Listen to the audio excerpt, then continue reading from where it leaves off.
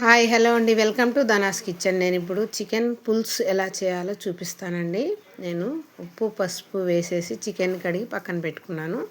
Stove వెలిగించి కడాయి పెట్టుకొని ఒక 2 స్పూన్స్ ఆయిల్ వేస్తున్నానండి. ఒక ఉల్లిపాయ పెద్దది కట్ చేసిన ఉల్లిపాయ వేసాను. 4 పచ్చిమిర్చి చీల్చినవి, కరివేపాకండి వేసి కొంచెం బ్రౌనిష్గా వేయించుకోవాలి. ఉల్లిపాయలు వేగే వరకు వేగిన తర్వాత మనం అల్లం వెల్లుల్లి పేస్ట్ 1 స్పూన్ వేసుకొని పచ్చివాసన పోయే వరకు వేయించుకుందాం. పచ్చివాసన పోయిందండి. ఇప్పుడు మనం చికెన్ వేసుకుందాం. చికెన్ వేసేసాను.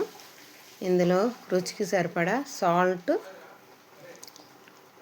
ఒక 1/2 టీ స్పూన్ పసుపు వేస్తున్నాను. కొంచెం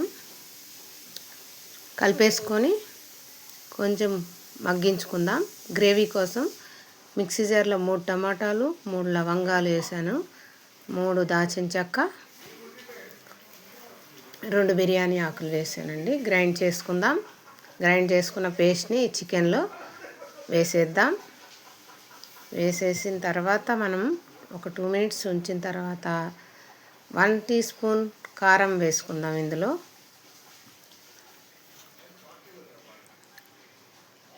కారం, 1 టీ స్పూన్ ధనియా పొడి వేసి మూత పెట్టి మగ్గించుకుందాం. చూద్దామండి ఎలా ఉందో. వావ్, సూపర్గా మగ్గిపోయిందండి. నూనె అంతా పైకి తేలింది. ఇప్పుడు మనం కొంచెం ఇందులో వాటర్ యాడ్ చేసుకుందాం గ్రేవీ కోసం. గ్రేవీ ఉండాలి కదండి మంచిగా.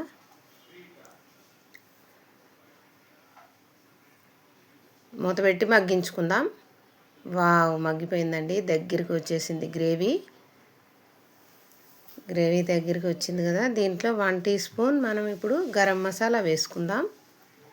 1 టీ స్పూన్ గరం మసాలా ఒక 2 మినిట్స్ ఉడికించేసి మసాలా వేసినాక 2 మినిట్స్ వేసి తీసేద్దామండి.